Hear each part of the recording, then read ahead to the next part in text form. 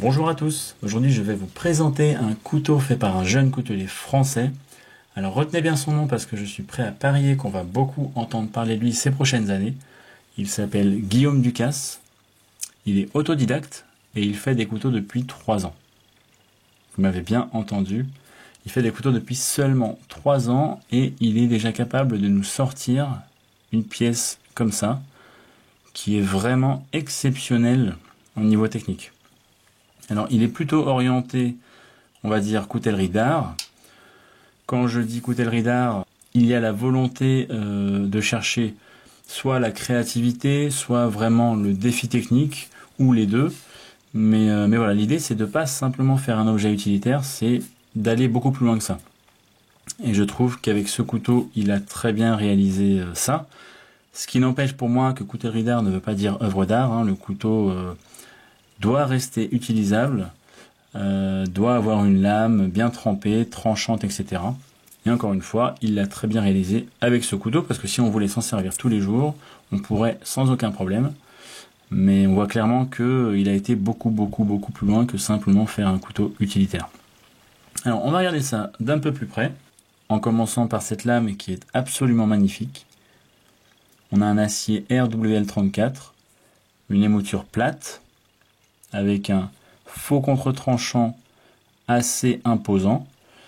On voit déjà au niveau de la finition qu'on est sur du biton, c'est-à-dire qu'on a un tiré en long sur les moutures, qui, soit dit en passant, est juste parfaitement réalisé, très propre. Et sur le dessus, on a un polymiroir, également parfaitement réalisé, c'est un vrai polymiroir, on ne voit pas de petits défauts à l'intérieur. Le tranchant est également poli. Du coup, on voit qu'il reflète pas mal la caméra. Et on a également ce petit onglet, on va appeler ça un onglet, qui est aussi esthétique qu'utile. Donc déjà esthétique, puisque voilà, il rajoute un petit détail très sympathique à regarder. La finition est également assez impressionnante. Ça va être compliqué de montrer ça à la caméra, mais on dirait que l'intérieur de cet onglet est polymiroir. On se demande juste comment il a pu accéder à l'intérieur de cet onglet. Et donc il est également très utile, puisque comme on a un grand faux contre-tranchant, c'est assez compliqué de sortir le couteau sans utiliser du coup l'onglet qui est juste là. Au niveau du manche, on est sur de l'acier avec un insert en nacre.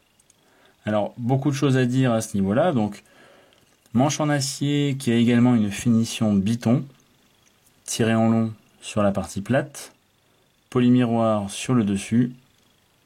J'espère vraiment que la caméra va réussir à capturer tout ça. Et polymiroir sur la facette du dessous. Donc des finitions extrêmement poussées avec des arêtes bien marquées.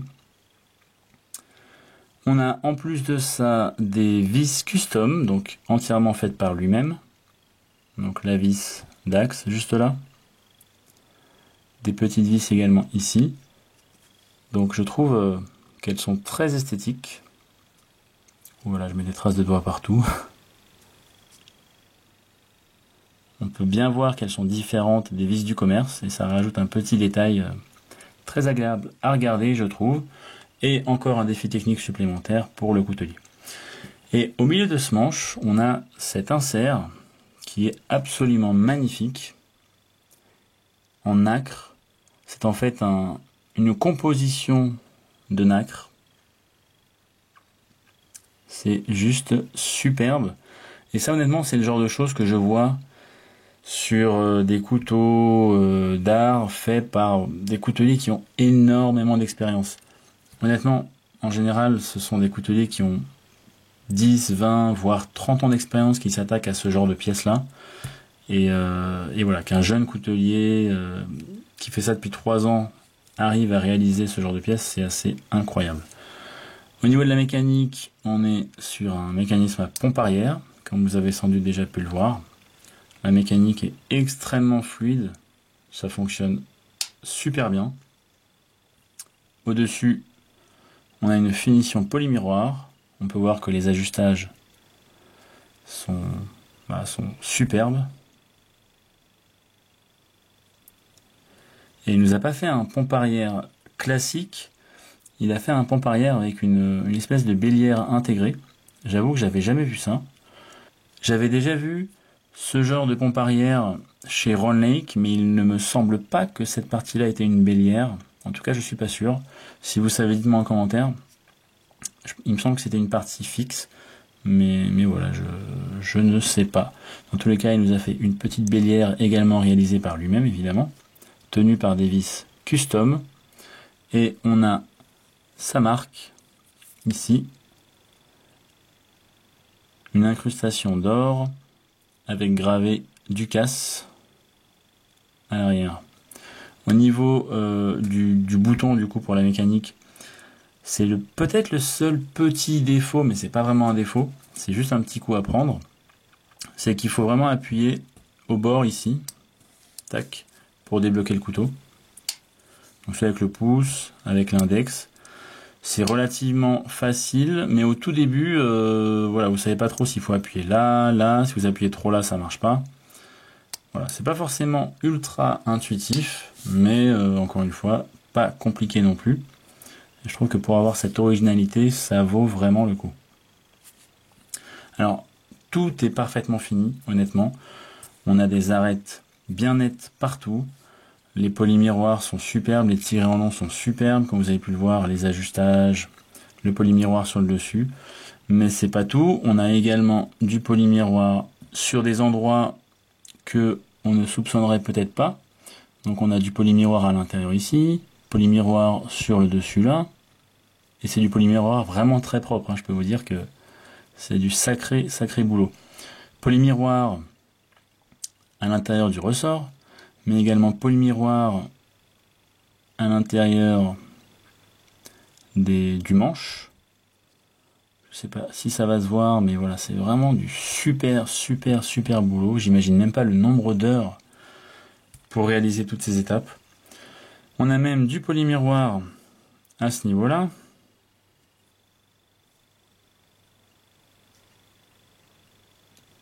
Mais également à l'intérieur ici. Enfin, juste, tout est parfaitement fini. Tout est joliment chanfreiné. On va fermer, comme ça ce sera plus facile à voir. Mais voilà, on voit ici des petits angles. On n'a absolument rien qui accroche au niveau de la main, malgré des angles assez prononcés. Tout est chanfreiné également à ce niveau-là.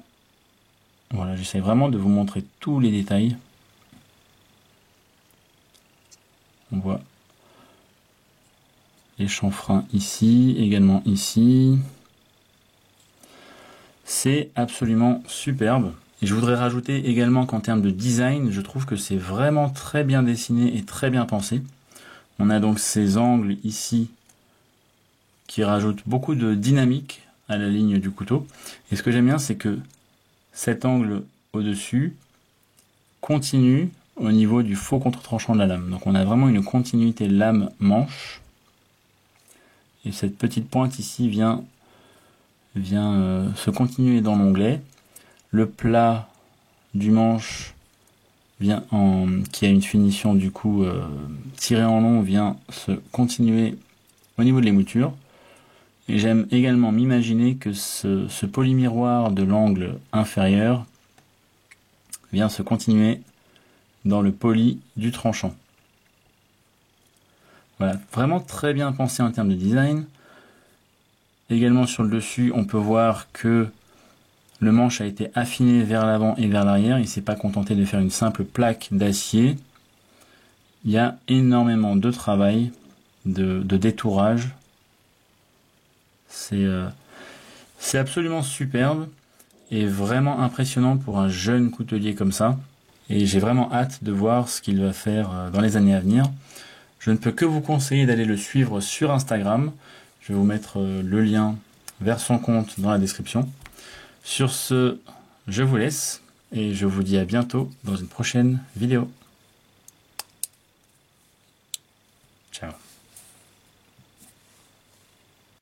Donc Guillaume Ducasse qui fait des couteaux depuis seulement 3 ans.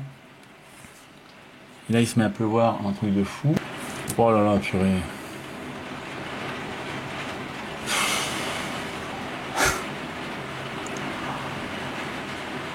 Je sais pas si ça s'entend la caméra.